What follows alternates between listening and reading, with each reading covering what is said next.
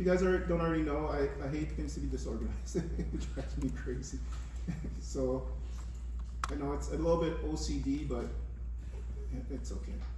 So the data is here. We move it into this folder. And the reason why this is important for this exercise specifically is because the other two, you had a PBKX to submit a PBKX and an MPKX. Those are compressed files. These are standalone. You can just send those files and I'll open it. For this one, the rubric doesn't say it. I'm going to send a reminder. You have to actually submit the exercise folder. So now that I put the data in here, there's nothing I can do to break the workspace if I create the workspace in here. If the data is out here and you send me this file, most likely you're going to break the connection because it's going to look for the data outside the folder in your personal account. It won't be on mine because you wouldn't have sent it to me. But the good thing about putting it in here is if even the connection breaks, I can fix it for you. I'll go through them now and make the connections and I won't bother you.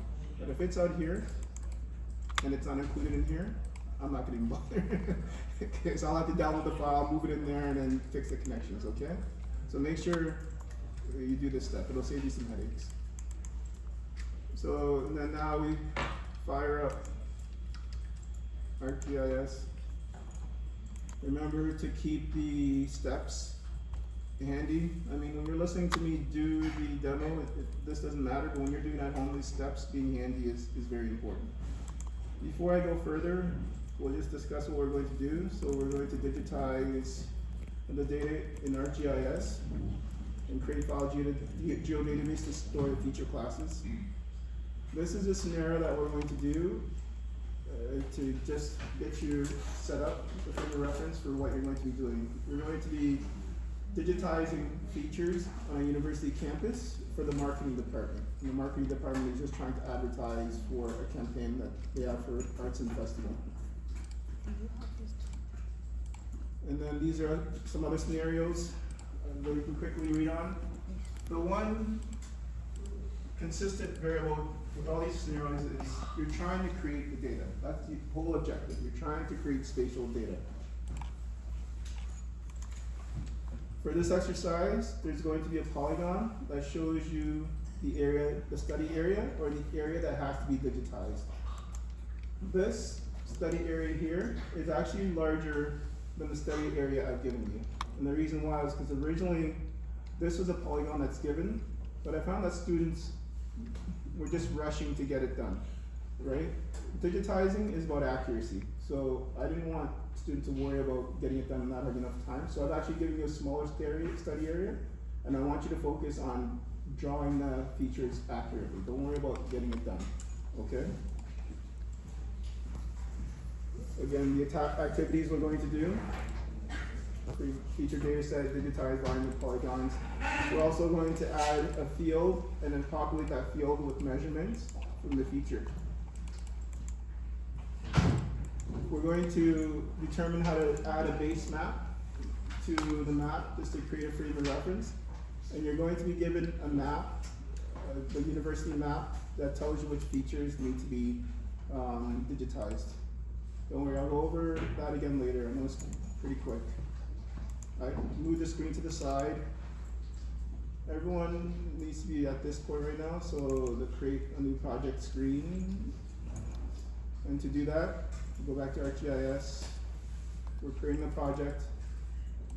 I'm going to call it EX2 underscore your initials. If I already created that folder, Yes. I don't need to recreate it, right? No. If you created it, as long as you see everything in there. So if I already have that folder, I don't need to create that folder. Oh yeah, I always check that out. Yeah. Okay. Because now what that does, this create a folder, folder for this local project. It'll try to create another folder, so you don't need this. You just uncheck it if you've already created the folder.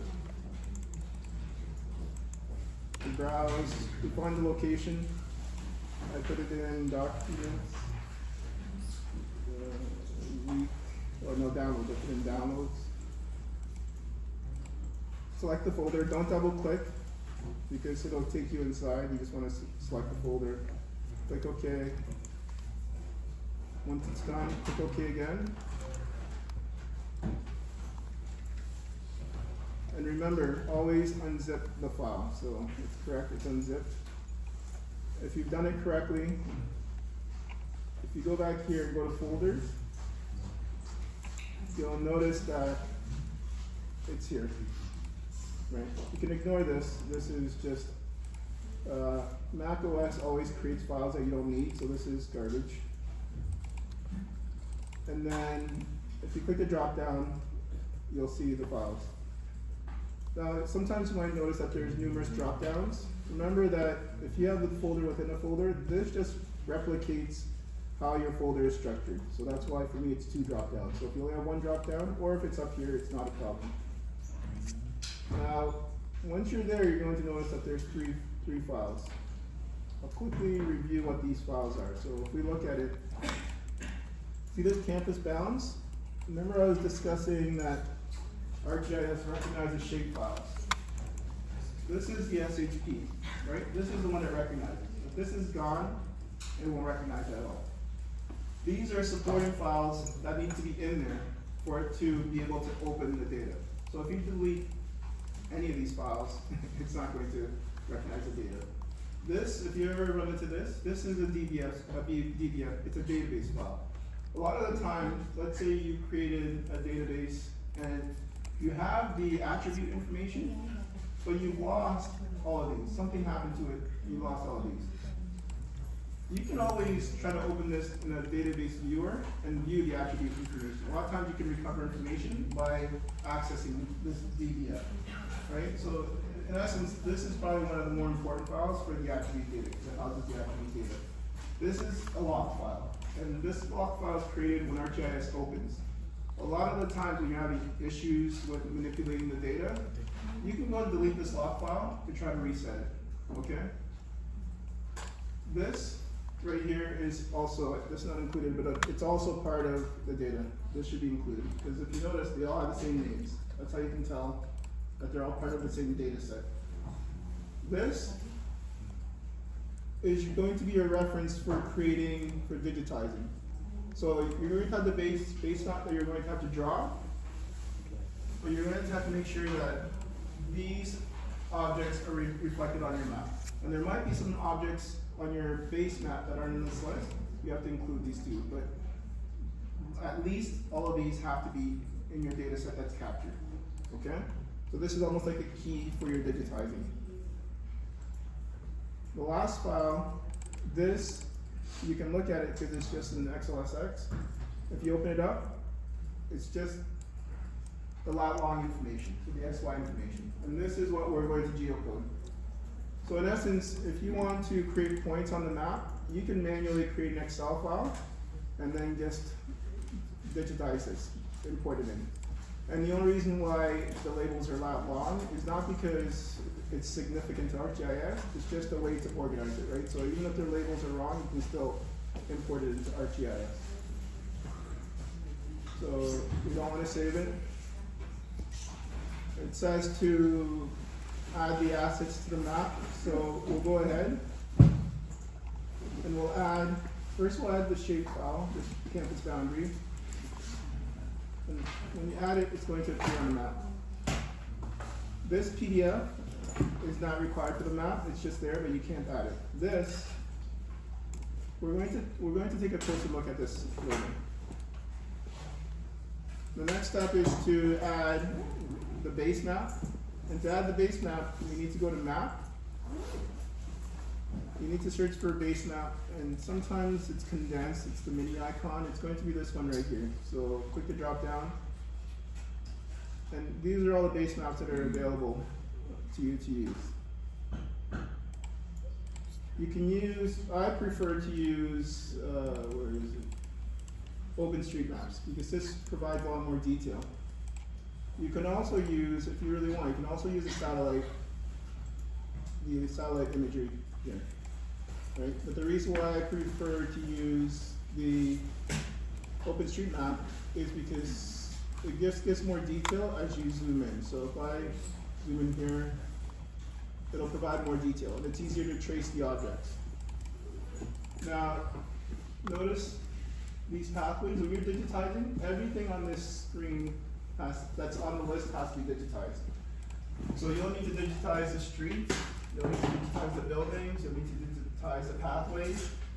So that's all I'm saying, this is going to take a while. Oh, the OpenStreetMaps?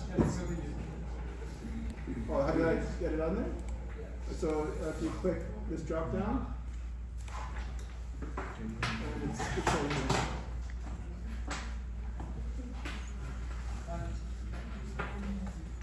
Sorry? You're most likely going to get something like this that you need to digitize. That's typically what happens. Okay? So now the next step is just, it's a review of what we're going to digitize. You're going to digitize the roads, sidewalks. So we choose OpenStreetMap or? Yeah, OpenStreetMap. Oh, because in the instructions it's Yeah, for this one, I just wanted the OpenStreetMaps anyways, so the imagery can be frustrating, yeah. I'm more concerned with you getting the practice of actually digitizing the objects. So this is a summary of what we're going to digitize: the roads, sidewalks, campus and non-campus buildings, parking lots. If you guys go, tell me, I will. What are we digitizing? We'll walk through it in the next step, yeah. So, in order to store this information, we need to create the actual geodatabase that's going to hold the data, or the feature classes. Now, notice when you create your workspace, there's already a geodatabase that's created for you. And for the exercise, this is the one that you need created. So you've already killed 2 birds with 1 stone. But if you ever need to create another geodatabase, I'll just show you the step. You would go to Insert, and you don't need to finalize the step because you already have the geodatabase you need. You click on Connections, you go to Database, you go to New File Database. So if you ever had to create a new database, that's how you would do it, okay? But we already have the one we need, so that's fine. Now, our first step is to convert the XY coordinates to a point feature. And to do that, we need to click on Map. We have to go to the Add Data group, which again, these are sometimes hard to find. Click the drop down. Look for points from table. XY table to point. And then click on that. And you'll get this right here, the XY table to point pane. Now we just have to select that file that we need to convert, and in this case, it's not campus bound, it's the XLS file. So we'll click Browse, go to the folder where the data is, so data for exercise 2 module 6. Navigate through, you'll see the XLSX. Double click that file. Now, most of you have probably gotten this screen right here, right? And that's the only reason I know it doesn't work. The first time I did this, I wasn't expecting it not to work. You might run into that because in order to open an XLS file, ArcGIS actually depends on the Microsoft add-ons to run. So if you ever, and this is a good lesson if you ever run into hurdles like this. So there's a workaround. Remember, ArcGIS recognizes tons of different files. One file type that's almost consistent with all operating systems are CSV files, comma separated values. So in order to make ArcGIS load it, all we're going to do is open this up in Excel. Yeah, save as CSV. That's. Oh yeah, you have the add-on. Yeah. Sometimes it'll open, and if it opens, you can have to select the sheet. all the sheets. Yeah, so if you see the sheets, if you just see the 3 sheets, that means you have the Excel add-on, and you just click on the first one. Oh. Because only the first one. Number 1? Sheet number 1? Yeah, sheet number 1, yeah. Professor. Oh, he's explaining. Browse. And here, the drop down, you select this right here, comma separated, comma delimited. There's a few CSVs, they should all be recognized. I usually select the default.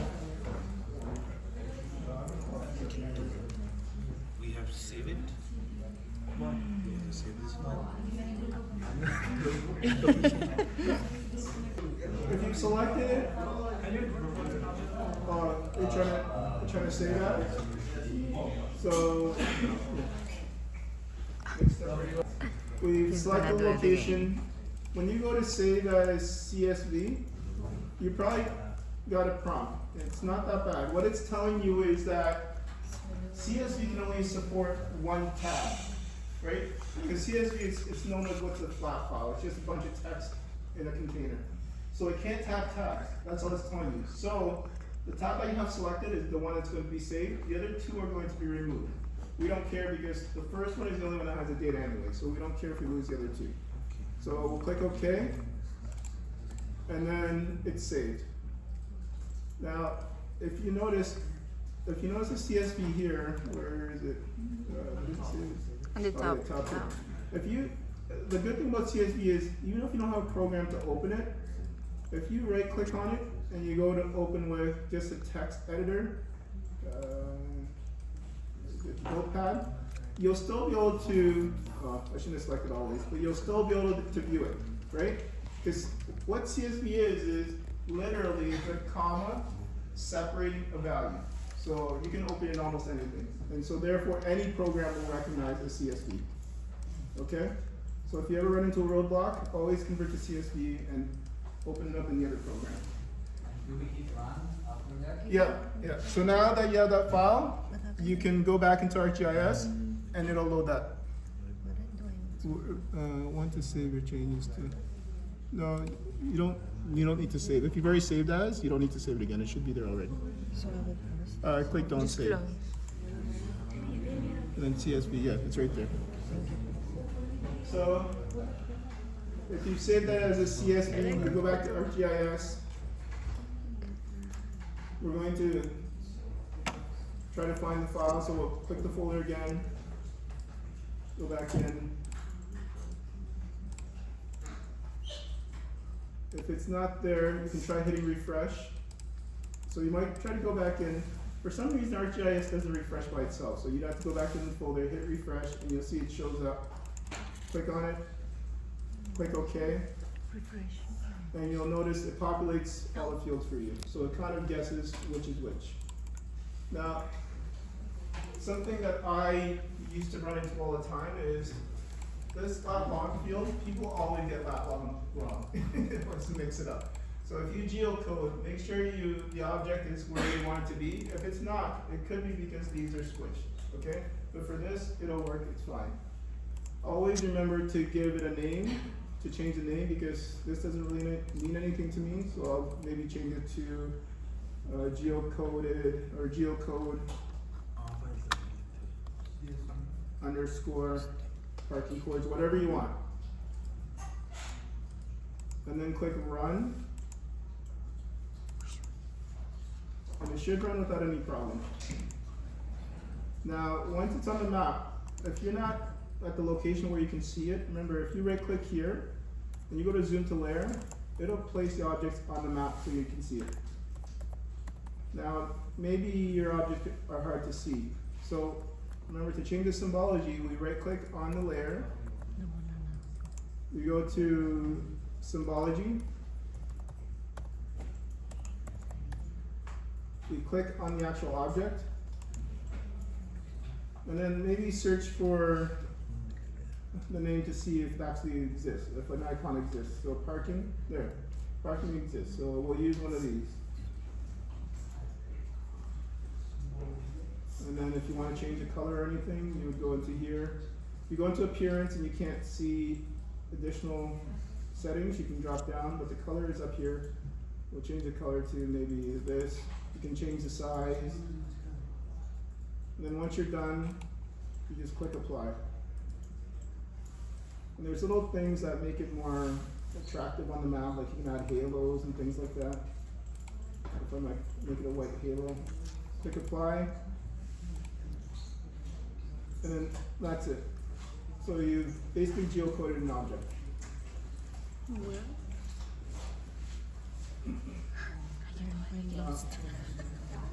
The next step is to create new feature classes to hold additional data. So we've created an object in an existing database. Now to create a new feature class, we would need to go back to the catalog pane. Because remember, this is for manipulating anything that we've already put onto the map. To actually change the actual data and create the data, it's always going to be in the catalog pane. So we'll go to the catalog pane. We'll right click on the geodatabase that we want to put it in. We'll go to new. We're going to create a feature class, but remember what I was saying. Feature data set is the same option. So if you, for your exercise, you have to create, I think you might have to create just feature classes, but if you need to create a feature data set, it would be right there. So click on feature class. Right now we're on slide 16. The settings are, we give it a name, YSU roads. And remember, the reason why I'm naming it YSU roads is if we look at the rubric, because I don't want you guys to lose marks for just naming. It's kind of silly to take away marks for naming, but I have to. So if you look at the rubric, the reason why I'm naming it YSU roads is it says create a digitize YSU roads. So you have to create a feature class called YSU roads. The alias, you can give it an alias because sometimes it's easier to recognize from the drop downs. So let's say roads on YSU campus. We select the type, line, and remember you can only select one. So if it's not a line, you should be selecting the correct one. But all of these are going to be roads, so I'm selecting line. We don't need a Z value. There's no elevation. And then we click next. Now this is where you add the fields. So we're going to go ahead and add, we'll add just one, and the reason why I'm going to add just one is because I want to walk through how to change it if you've made a mistake later on. So only add, it says road and miles length, but only add road. So we'll only add road name. To change the data type, you click on the data type selection. There's usually several different ones. We're going to use text. The main difference between, if you ever have to use float and double, is that it's the precision. So float will hold, I think 7 integers and then significant values after the decimal. Double will hold double the amount of this. So if you're creating a database that holds extremely large numbers, always go with the double. But if you're just measuring streets and things like that, float will be perfectly fine. So for this case, we're going to, this is a name, so we're going to select text. There's no other settings we have to change. Remember, we're going to add miles length later on. Click next. Here, you have to select the projection. Does everyone have State Plane, Ohio? I think mine, it's the default on mine, but for this one, it might be, you might have something different selected. I'll walk you through how to find State Plane, Ohio, because it's different from the UTM we were using before. So, State Plane, Ohio is under projected. It's not under North America, it's actually under State Plane. We're looking for 1983 US feet. Drop down. We go down and it should be there halfway, almost near the bottom. So Ohio North, this one right here. So click on this, and then click next. And for this one, we're not going to change the tolerance, any of those. You click next again, accept, yes. Default keyboard, yes. And then click finish. Once you click finish, it should drop your new layer here. If you have an alias, it'll give it the alias name. If not, it'll just give it the default feature class name. So there, now you've created a feature class to hold your digitizing. Now to actually start drawing on the map, we need to go to edit, click on create. It's going to give you the list of feature classes that are editable, and you have to select the one that you want to edit. So we will click roads on YSU campus.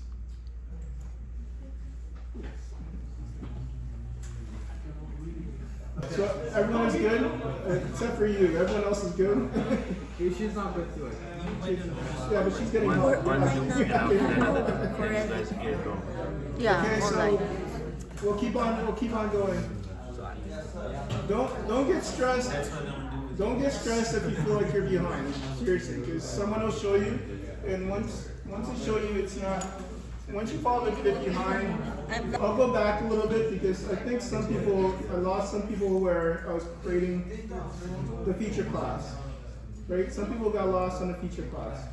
So he's To gonna add this repeat it. feature class YSU roads, or to add any feature classes in the future, you have to select the database. This is the database that's holding all the feature classes. You have to right click on it and go to new feature class. Okay? Here, I'll delete this one so I can walk through the step again. We'll delete right here. So to add it, you right click on the name, GDB, new feature class. You need the name, YSU roads. You don't need an alias, but sometimes it's good to have an alias. In this case, I'll skip it this time, all right? We'll leave it blank. Select the type. So in this case, I know that the roads are polygons, the roads are lines, so I'll select line. We don't need a Z value. And then click next. This is where you add a field. So we're going to go ahead and add only road name because I'm going to show you how to change this later on. So road name, we select the type. So click once and then click again. We want a text. I didn't mention this the first time, but if you notice, it says the length here. And the reason why length is important is if you want to capture attribute data that's long, you want something longer than 255 characters. If you are capturing something that's shorter, like for instance, Canadian postal codes are 6 digits. They shouldn't have a space. A lot of people put spaces, but there's 6 digits. I would change this to 6. And where that makes a difference is if you have 100,000 rows of data, the size that 255 characters takes for 100,000 rows of data is a lot larger than 6 characters per per record. Okay, so that's where that comes in important. Click next. Select the projection by using the drop down. Most people I think have state planes, so we'll leave it there for now. Once that's done, you can actually just click finish because all these are just defaults. So if you click finish, it's going to add it to your catalog pane. So it should appear here. Okay, so everyone has it there. Now, to actually start editing this YSU roads, to create the vertexes and the line segments, we need to go up here and click edit. There's a create option here, create, click on create. And if you notice, on the right hand side there's a create features pane. It's going to give you all the layers that you can edit. So we're going to click on, and if you notice, actually the attribute one is on here. Just click on YSU roads. And once you click on YSU roads, it'll show you the tools you need to use. And to start editing, all you simply have to do is just select the tool. So the default is this. Go to the map. Let's zoom out a bit so we can see a road. Click on where you want the digitizing to start. So click once. And once you click it, you're going to see a line marquee. So it's going to follow you wherever you go. Click where you want it to end. And in that case, it'll actually let you keep on extending lines. So once you're done all the areas that you want to digitize, double click. And there, it'll create the feature. And then once you're done, if you're done drawing the line, you don't want any more, just hit escape. Did everybody try that out? So there's other options, other things that you can use that do slightly different things. I recommend that you experiment a few of these because it might actually help you refine your digitizing a bit. Now, when you're done the line, you have to commit these changes. And to do that, you have to click the check mark here. And then you also have to save the changes. Now, it might not seem as a big deal because you can always save when you're done everything, but the issue that not saving causes is if you don't save and you try to do other functions in this pane right here, like let's say we're trying to create another feature class, it won't let you do that. And you'll probably run into it, and I'll show you later on. So we have to save. But let's say you've committed changes, and we'll save it, and you want to delete the object. In order to delete the object, you have to click on select. So in the edit screen, go to edit, or it's also here on the map screen. Go to edit, select, go to the object you want to select. It was already selected, I deselected it. I select it again.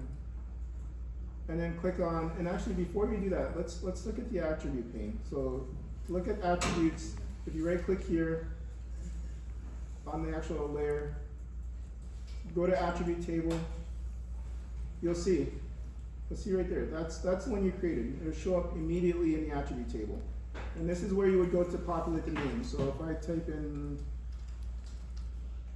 it saves it. So when you're selecting on the screen, you're actually selecting the attribute in the attribute table.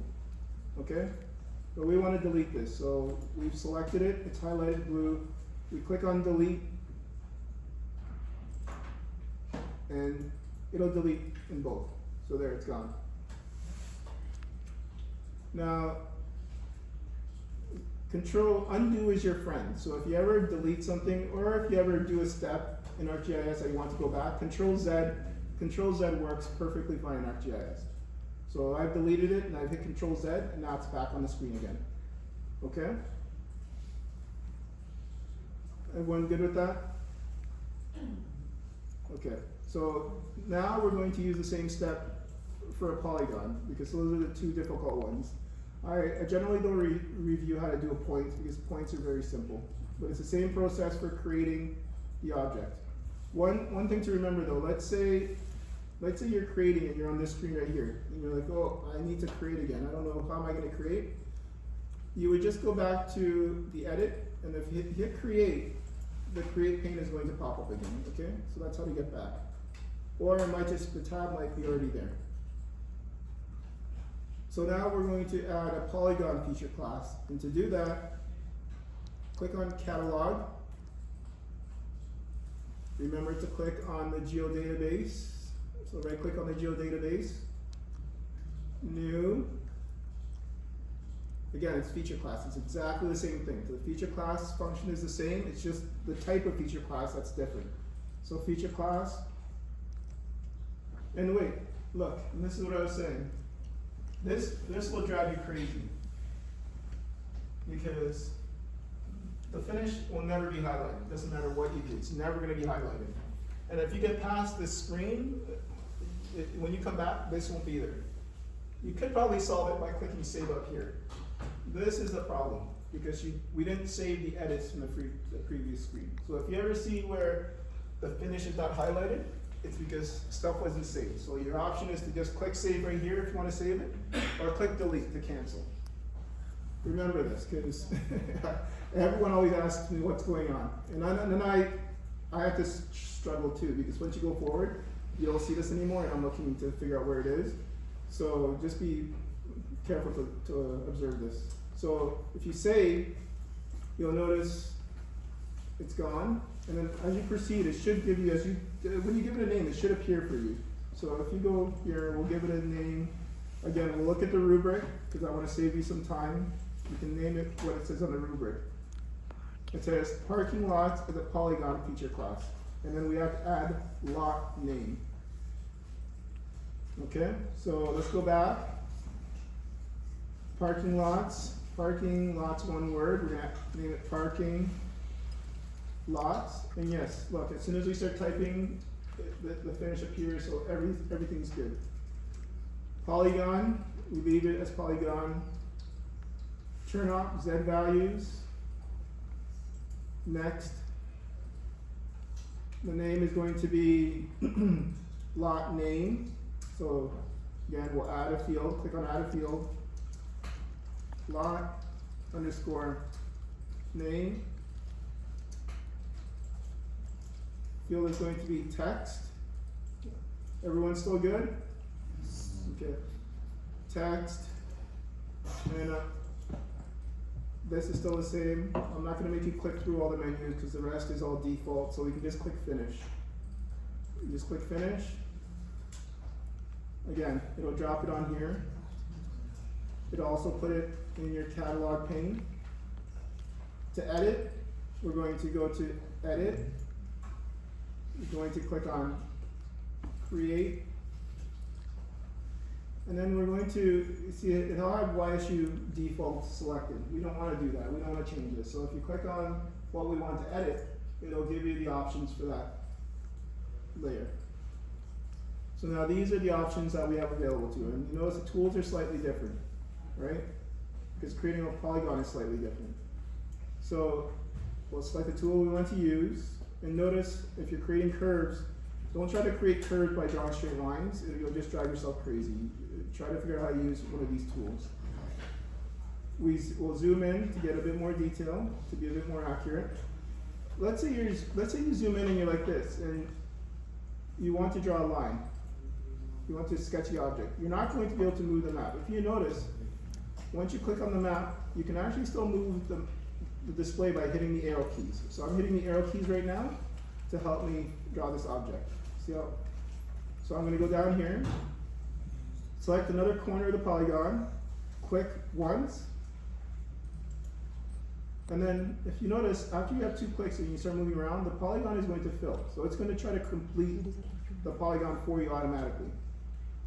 So it's just simply going to the edge where you want to continue the polygon, clicking again, try to be very accurate. If you need to zoom in to get more detail, zoom in like that as far as you can. The greater detail you have, the more accurate you are. I'll zoom back out. Use the arrow keys to navigate to another corner. Maybe zoom out, navigate to another corner. Once you're done, and you hit the last corner, just double click. There, it's done. So there you've created a polygon. And if you go to the attribute table, the polygon, the shape will be in the attribute table also. Now, just a little tip. Once you have one created, it might be a good idea to change it to a shape that's easier to work with, or a symbology that's easier to work with. So, you see how this is solid? Sometimes it's easier to work with something that is a bit more transparent. So if we go back to, I think it's an appearance, shape fill, just color properties. Yeah, let me do that slowly. So I went to the layers, and you can also do this by going to symbology, but it's quicker to go through here. Go to appearance, color properties, and then you can try to adjust the transparency. And click apply. Because that way when you're drawing, you can see what's underneath too, right? It makes it a little bit easier to draw when you see what's underneath. Okay? So, everyone have that? You tried it out? You understand that? That's as complex as it gets when it comes to creating shapes. If you know how to do the polygon, the point is a lot simpler. And that's why I was saying that you can do this, you kind of do it absent-mindedly in front of the TV when you're watching something. And again, once you're done, you can hit finish and then save. There. Now, I think we're kind of ahead when it came. Yes, we reviewed this. This is just a description of some of the tools. If you ever need to identify the tool, if you again, we'll go back to create. If you're in the tool, if you hover over the top, it'll tell you what it is. So it tells you what the actual tool does. Now, edits, we've done that. Parking points. Now the next one that's a little more complicated and Sir, can you repeat one more time how to select and delete? oh yes. So sometimes it's hard to find. It's either in map. If you look at map, there's a select tool. And then if you look at edit, there should be a select tool here too. It moves, the position moves. So you can click the select tool, click on the object. In my case, it's already highlighted, right? So if I deselect, I'll click on select, I'll select it. It's selected, and then click on delete right here. Another thing you can do that has the same effect is if select, we'll turn off the selection. It's not selected. Remember, these two are connected. The attribute is connected to the spatial data. If you know exactly what you want to delete and it's in here, you can select it from here. So this is parking lots, but I would have to go to the YSU. I need this attribute table. I'll turn this attribute table on. So if I select here, if I'm selecting the row in the data, it selects it up here. So then I can just use that to delete it also, right? So you have more than one way to select and delete. Either through up here by selecting it manually on the map, or selecting it in the attribute table. The drop down selects as Why and we gives you a have to different delete shape. it? Yeah, because you can select based on a polygon. So if there's numerous objects you want to select, you can draw a shape around it to select them all. But if you just want one, Let's you just can create- just select the rectangle and use So that. in the, for the rubric, we just have to Okay. create it, but we don't have to draw it. So don't worry, this is the last one, guys. And this one's fairly quick also. So now, you'll need to measure lengths of objects in the exercise. And to do that, we have to go to Analysis, click on Tools, and you're going to see the Geoprocessing Toolkit.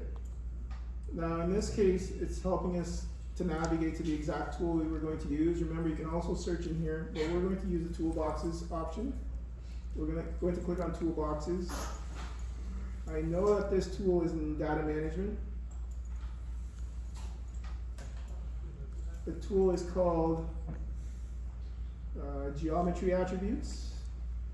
So if we go down Data Management, we have to go to Features. It's in Features. And then Calculate Geometry Attributes, right here. So again, Data Management, Features, Calculate Geometry Attributes. Now, we have to actually select the feature that we want to calculate the geometry attributes for. And we'll go ahead and add it to YSU roads because I don't want to give you the answer for this one. I want you to practice it again. So click on the drop down, go to YSU roads. You have to select the field that you want to update with the attribute, the measurement. So click the drop down. Wait, but it's not in here. Now remember, this one though is the one that was miles length. That needs to get a table that we didn't have, right? So if you ever have to add a field to a table that already exists, to do that, click on Catalog. Right click on the layer that you want to adjust, add the field to. You have to go to Data Design. And if you go to Data Design, you're going to see Fields. Click on Fields, and you're going to be presented with the field settings pane. So if you notice here, we have the road name. We're going to add miles length underneath here. Let's just double check roads. I want to make sure if we're going to do it, or at least adding it to the right one. Yeah, so miles length. So again, right click, go to fields, click here, miles, line. Select the type, and in this case, we'll make it float, because float is big enough.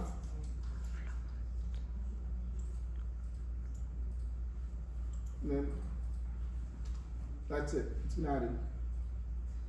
Hit enter, and it's been added.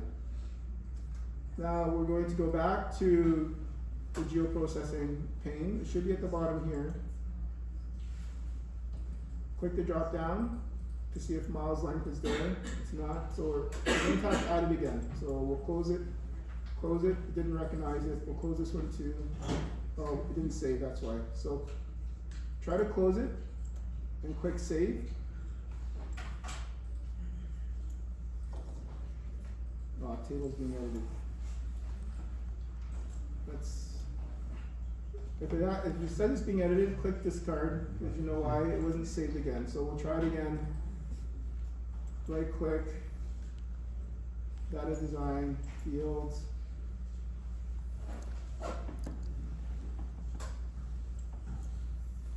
Click.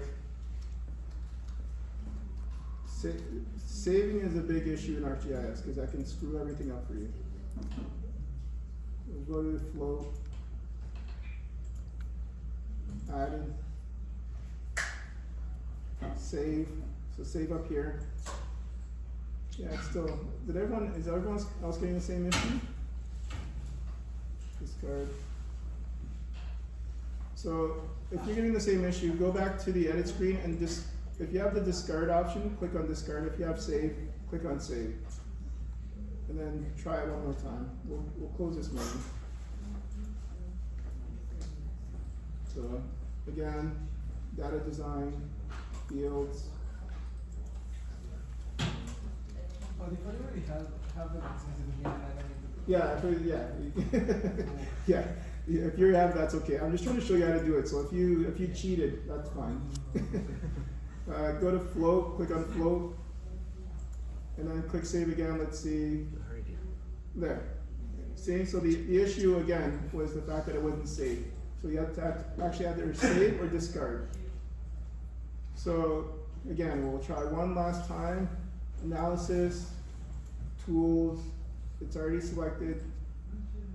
Start it. Find the layer you want to update. YSU, roads. Hopefully miles length shows up for you. If it doesn't, try it again, but it's back in here now. And for property, if you click the drop down, you're going to be presented with all these different options, right? We're going to use length, but pay attention that there's these things for minimum X, minimum Y. These come in handy if you're ever presented with data, if you're ever given data that doesn't have those values in there, you can create your own spatial data, replication of the spatial data, and then export that to a CSV. That way you always have a copy. So if you have to recreate it, you have the coordinates, okay? So we're going to select one. The unit is going to be US survey miles. Coordinate system, it uses the default, so you don't really need to change it. Click run. It should run successfully. Once it's done, to check, we would just go to the attribute table, YSU roads, and you should have, if you notice miles length instead of null, should have a value in there.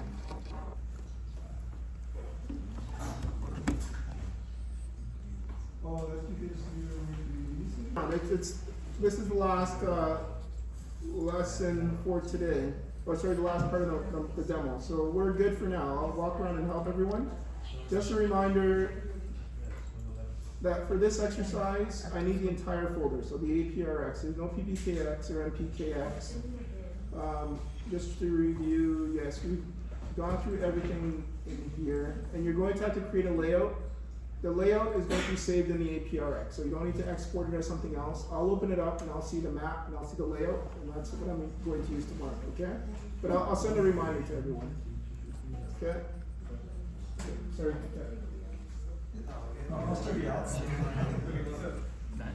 Study area, correct? So if we look at the study area is I'll bring it back, the campus bounds. In order to digitize, you need to be able to see it. So the first step you should do is change the symbology. So go here, go to symbology, and take away the fill. Here, color, no color. Because, and then make the boundary something that's easier to see. Because you don't want to waste time digitizing anything outside this, because I won't really care about it. So make the boundary easier to see. Change the color, maybe make it a little bit, oh, that's too there. It's too much. Click apply, there. Right? So now you know exactly where you have to digitize. Right? And that only the objects in here you have to digitize. And only the objects that are requested. Don't digitize anything that's not requested, it's just a waste of time. Okay? So make sure you do that first, just so you know what to do. You have this thing for last, 'cause you need to know. Okay,